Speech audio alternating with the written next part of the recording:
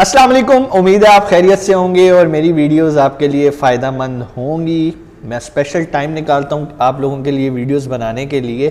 काफ़ी tough routine होती है, लोग मुझे कहते हैं कि सर अपनी वीडियोस की फ्रिक्वेंसी बढ़ाएं, लेकिन माजरत अगर मैं हफ़्ते में आप लोगों के लिए 3 वीडियोस मैनेज कर पा रहा हूँ तो इसके लिए भी मुझे प्रॉपर टाइम निकालना पड़ता है आप लोगों के लिए। ठीक है, तो आज भी मैं एक बड़ा इंपॉर्टेंट टॉपिक लेकर आया और मेरी कोशिश होती है मैं टॉपिक अपनी तरफ से ना कोई आपको बताऊं, क्योंकि मैंने जो आपको नॉलेज देना था वो मैंने दे दिया Amazon VA से रिलेटेड। अब मैं आप लोगों के जो कमेंट्स पढ़ता हूँ और आप लोगों के जो क्वेश्चंस होते हैं, कुछ तो मैं आंसर वहीं पे कर देता हूँ और कुछ क्वेश्चंस मुझे लगते हैं कि यार ये चीज़ मैं आप लोगों को बताना भूल गया हूँ, क्योंकि मैं भी इंसान हूँ, गलती सबसे होती है। तो मैं चाहता हूँ कि आपके उन आंसर्स को एक वीडियो की शक्ल दे दी जाए, ताकि बहुत सारे ऐसे लोग जो कि हेजिटेट करते हैं, जो कि शाय होते हैं और कमेंट सेक्शन में आके क्वेश्चंस नहीं पूछते, उन तक भी ये मैसेज पहुँच जाए, उन तक भी ये कॉन्सेप्ट पहुँच जाए, ताकि वो उसे क्लियर करके एक अच्छा अपना प्लेटफॉर्म अमेज़ॉन का कर सकें। नंबर 1 कुछ चीज़ मैं क्लियर कर देता हूँ, ये चीज़ हमारे आज के टॉपिक से रिलेटेड नहीं होगी। वो ये है कि सर हम अमेज़ॉन से कितने पैसे कमा लेंगे। यार मुख्तसर सी बात है, जितना आप में टैलेंट है आप उतने पैसे कमाएंगे। बहुत सारे इलेक्ट्रिकल इंजीनियर्स मैंने देखे हैं जो यूईटी से क्वालिफाइड होते हैं और उसके बाद वो बेरोज़गार फिर रहे होते हैं, और बहुत सारे मैंने ऐसे लोग देखे हैं जिन्होंने सादा BA किया होता है और वो माशाल्लाह लखपति होते हैं, लाखों में उनकी सैलरीज होती हैं। तो ये आपकी कॉम्पिटेंसी है। ठीक है, हमारे पास एक एम्प्लॉय होते थे और जब मैं स्टूडेंट था और मैं अक्सर अपनी फैक्ट्री आया करता था तो मुझे एक बात कहते थे, सर कोई भी पोजीशन हो ना, कोई भी डिपार्टमेंट हो, कोई भी फील्ड हो, उसके जो टॉप लेवल होता है ना, जो टॉप पोजीशन होती है, ये हमेशा खाली रहती है। आपको उसके लिए फ़ाइट करनी है, उसको अचीव करना है, चाहे वो एक VA की फील्ड हो, वर्चुअल असिस्टेंट की फील्ड हो, चाहे आप अपना PL लॉन्च कर रहे हो, वॉट एवर, ज़िंदगी की कोई भी आपकी जो डायमेंशन है ना वो बेकार नहीं है। चाहे एक बाल काटने वाला ना, हम उसको नाई कहते हैं, आसान। अब एक नाई वो है जो सड़क के ऊपर फट्टा लगा के शीशे का टुकड़ा रख के भी बाल काट रहा है, जो कि 15 रुपये लेता है बाल काटने के। और बहुत सारे ऐसे भी हेयर ड्रेसर्स हैं जो कि 1.5 लाख रुपये सिर्फ आपके बाल काटने का लेते हैं। तो प्रोफेशन जो है ना वो मैटर नहीं करता। ठीक है, तो आपने शाहरुख खान की मूवी भी देखी होगी, उसमें भी वो कहते हैं ना जी, अम्मा जी कहती हैं कि कोई धंधा छोटा बड़ा नहीं होता और धंधे से बड़ा कोई धर्म नहीं होता। ये तो थोड़ी मजाक की बात होगी। तो कोई भी प्रोफेशन है, आपका काम उसमें अपने आप को पॉलिश करके एक्सीलेंस को अचीव करना होता है।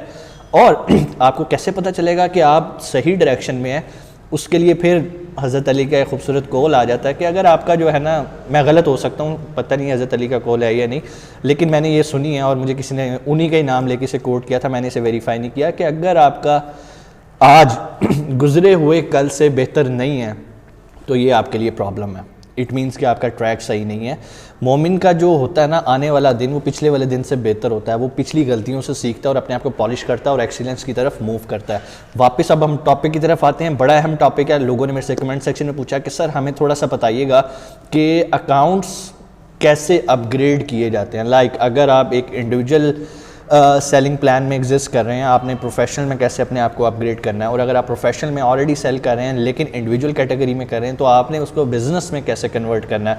अगर आपको कन्फ्यूजन है कि अमेज़ॉन पे कितनी तरह के सेलिंग प्लान होते हैं, अमेज़ॉन पे किस किस तरह की अमेज़ॉन हमें ऑप्शंस देता है कि आप इस सेलिंग प्लान को ऑप्ट करें, इस सेलिंग प्लान को ऑप्ट करें, और आपके लिए कौन सा सेलिंग प्लान बेहतर है या आपके क्लाइंट के लिए कौन सा सेलिंग प्लान बेहतर है तो मैं आपको रिकमेंड करूंगा जो मेरी लास्ट वीडियो आप ज़रूर जाके देखें। इंशाल्लाह आपका कॉन्सेप्ट क्लियर हो जाएगा। बहुत आसान अल्फाज में बताया है। वापस टॉपिक की तरफ आते हैं कि हमने अकाउंट को अपग्रेड कैसे करना है। देखिए, राइट साइड पे सेलर सेंटर में हमारे पास एक ऑप्शन आ रही होती है सेटिंग्स की। जैसे ही हम उस पर क्लिक करते हैं, जो पहला ही बटन होता है वो होता है अकाउंट इन्फो का। जैसे ही आप उस पर क्लिक करेंगे आपके सामने एक डैशबोर्ड आ जाता है। मैं इतने आसान अल्फाज में आपको बता रहा होता हूँ कि अगर आप साथ साथ प्रैक्टिकल कर रहे हो तो आपके लिए समझना कोई मसला नहीं है। जब भी आप आपके सामने वो प्लेटफॉर्म खुल जाएगा तो उस प्लेटफॉर्म के राइट साइड पे नीचे एक ऑप्शन आ रही होती है अकाउंट अपग्रेड की। या आसान सा अल्फाज आपको एक सोल्यूशन दे देता हूँ, आप इतना क्लिक्स नहीं करना चाहते, राइट साइड पे ऊपर एक सर्च बार लिखी आ रही होती है, वहाँ पर जाके लिखें how to upgrade your Amazon selling plan. आपको वो नीचे लिंक दे देगा कि अगर आप अपग्रेड करना चाहते हैं तो इस लिंक पे क्लिक करें। अगर तो वहाँ लिखा आ रहा है कि upgrade your account, it means कि आप इस टाइम इंडिविजुअल सेलिंग प्लान पे एग्जिस्ट कर रहे हैं। अगर वहां लिखा आ रहा है downgrade your account, it means कि आप ऑलरेडी प्रोफेशनल सेलिंग कर रहे हैं, आप उससे डाउनग्रेड तो हो सकते हैं, मजीद अपग्रेड नहीं हो सकते। अब अगला क्वेश्चन आता है कि सर ठीक है, हमें पता चल गया कि हम प्रोफेशनल सेलिंग प्लान में तो एग्जिस्ट कर रहे हैं, लेकिन मेरा जो अकाउंट है ना वो इंडिविजुअल है, क्योंकि मैंने अपना ज़ाती डाटा या मैंने अपने ज़ाती रिलेटिव, जो भी मेरे रिलेटिव है अमेरिका में, उनका डाटा दे के वो अकाउंट साइन अप करवाया था काम सीखने के लिए। काम भी मैंने सीख लिया है, उनका SSN नंबर लगा हुआ है वहाँ पे सोशल सिक्योरिटी नंबर उन्होंने वहाँ एंटर किया हुआ है, बैंक डिटेल सारी उनकी है, सारा कुछ है। सर अब मैं अपनी कंपनी रजिस्टर करवा चुका हूँ, अब मैं वो अकाउंट अपनी कंपनी में कैसे अपग्रेड करूँ? Very good question. ठीक है, बहुत सारे लोग इस पे कंफ्यूज होते हैं, इवन वो जाके गूगल पे भी सर्च करते हैं, यूट्यूब पे भी इसके बारे में कोई डाटा मौजूद नहीं है। लेकिन मैं आज आपको इसका कॉन्सेप्ट क्लियर करूँगा कि आप कैसे अपने उस इंडिविजुअल अकाउंट को अपने बिजनेस अकाउंट में ट्रांसफ़र कर सकते हैं, अपग्रेड कर सकते हैं। उसका एक बेहतरीन सोल्यूशन होता है। जिस तरह मैंने आपको बताया, राइट साइड पर सेल्स सेंटर में आपने जाना है, वहाँ पर जाके आप सेटिंग्स पर क्लिक करेंगे और सबसे पहला एक ऑप्शन आता है अकाउंट इन्फो का, आपने उसके ऊपर जाना है।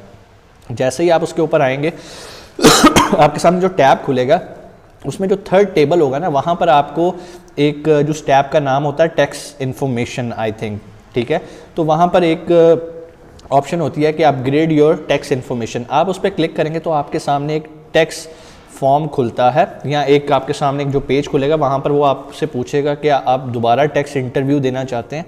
बेसिकली यही वो टैब है, यही वो इन्फॉर्मेशन है जहाँ पर आके अपने आप इंडिविजुअल अकाउंट को एक बिजनेस अकाउंट में कन्वर्ट करते हैं।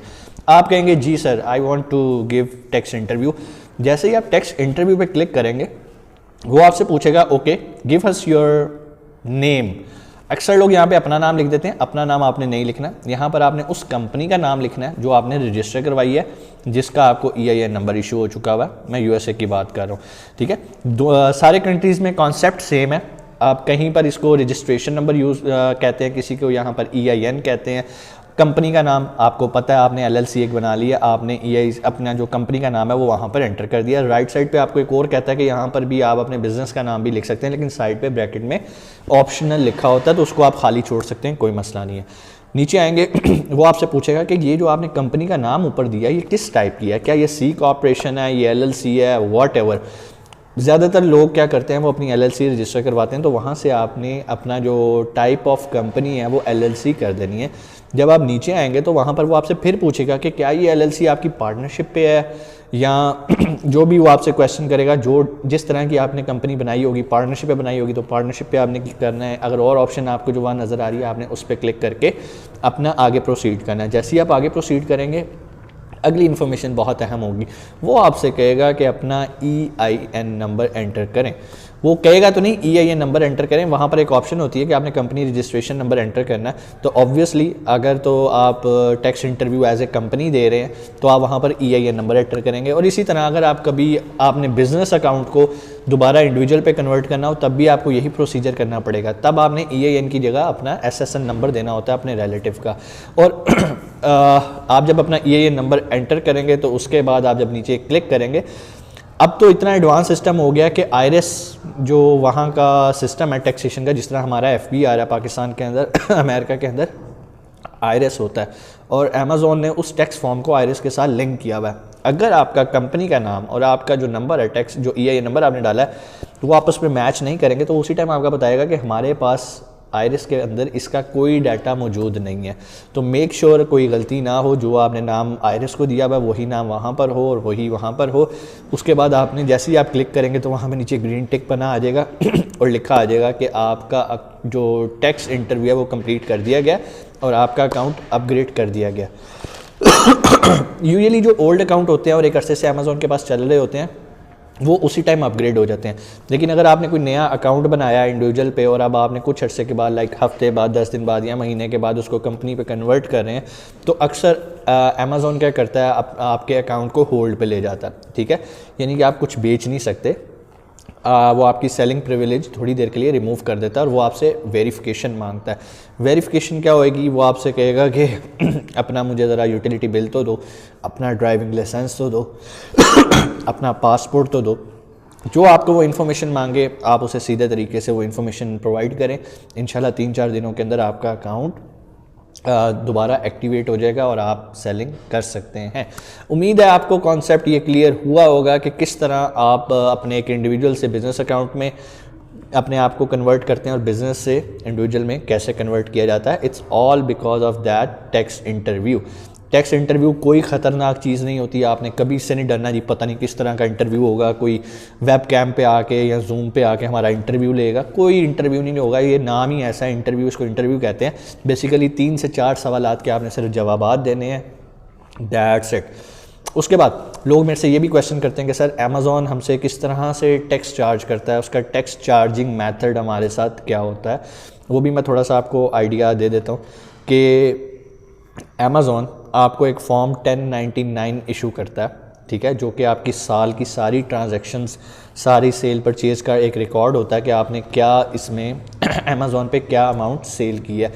आप क्या करते हैं, आप वो फॉर्म पकड़ते हैं और अपने रिलेटिव को देते हैं कि भाई ये फॉर्म पकड़ो और जाके अपने लॉयर को या जो भी टैक्स कंसल्टेंट है या जो भी उनकी फ़ाइल रिटर्न जमा करवाते हैं एनुअली, वो उनको देते हैं और वहाँ पर उनका प्रॉफिट एंड लॉस जो है ना, उसके अंदर वो आपका फॉर्म 1099 भी डिक्लेयर होता है कि आपने अमेज़ॉन पे क्या बेचा है। देखें, बहुत सारे लोग कहते हैं कि सर हम अमेज़ॉन पे $8000 बेच रहे हैं, लेकिन हमें 1099 अमेज़ॉन ने इशू नहीं किया।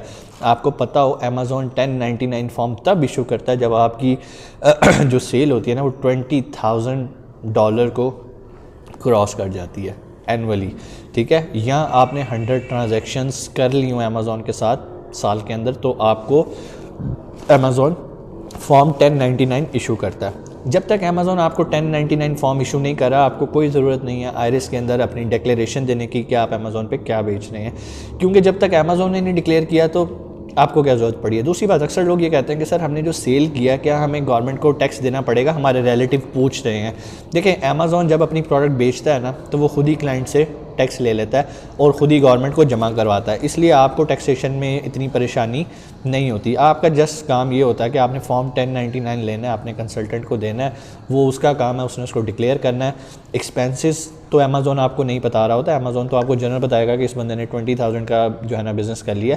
अब आगे आपके कंसल्टेंट का काम होता है वो उसमें एक्सपेंडिचर क्या डालता है, आपकी एयर ट्रैवलिंग टिकट्स डालेगा, आपकी इलेक्ट्रिसिटी बिल्स डालेगा कि ये बंदा काम कर रहा है, ऑफिस का रेंट भी डाल देगा अगर कोई फिजिकल चीज़ है। तो अल्टीमेटली उसकी कोशिश होती है कि हमें गवर्नमेंट को पैसे ना ही जमा करवाने पड़े और हम कंपनी को लॉस में शो करें एटलीस्ट फॉर द 3 ईयर्स। तो ये वो बेहतर जानते हैं टैक्स के मैटर्स को। मैंने सिर्फ आपको एक आइडिया दिया है कि ये सारा सिस्टम किस तरह से चलता है। जब भी आपके रिलेटिव पूछें कि भाई हमें टैक्स गवर्नमेंट को जमा करवाना, तो जमा करवाने की ज़रूरत नहीं है अनटिल एंड अनलेस अमेज़ॉन आपको फॉर्म 1099 इशू नहीं करता।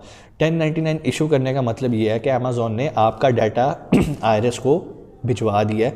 अब अगर आप अपने आप को छुपाएंगे आईआरएस से और उस अमाउंट को डिक्लेयर नहीं करेंगे, आपका टैक्स कंसल्टेंट उसको डिक्लेयर नहीं करेगा 1099 इशू करने के बाद भी, तो ये आपके लिए एक प्रॉब्लम हो सकती है, क्योंकि आप गवर्नमेंट से छुपा रहे हैं। पाकिस्तान तो है नहीं, वहाँ पर तो बहुत सख्ती है और लोगों की के साथ बहुत सख्त उन्हें पनिशमेंट दी जाती हैं अगर वो टैक्स में वायलेशन करते हैं या अपने असासे छुपाते हैं, ठीक है, या मिस डिक्लेरेशन इसे कहते हैं, इस तरह का कोई काम करते हैं। उम्मीद है आपका कॉन्सेप्ट क्लियर होगा, कैसे अकाउंट्स ट्रांसफ़र करने हैं, टैक्स हमने देना है अमेज़ॉन को या नहीं देना है, या अमेज़ॉन किस तरह से टैक्स लेता है। अमेज़ॉन खुद ही बाहर से जो भी बंदा प्रोडक्ट ख़रीद रहा होता है उससे चार्ज कर लेता है हर स्टेट वाइज, इसलिए आपको टेंशन लेने की ज़रूरत नहीं है कि स्टेट का टैक्स कितना है, स्टेट का टैक्स कितना है।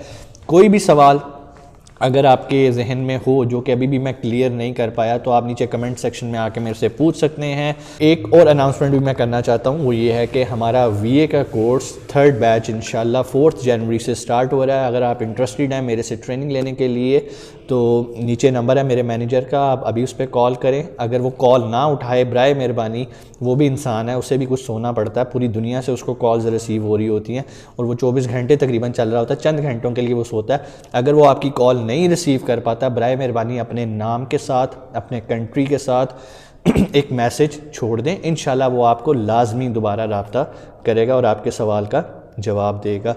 अपना बहुत सारा ख्याल रखिएगा। पाकिस्तान जिंदाबाद।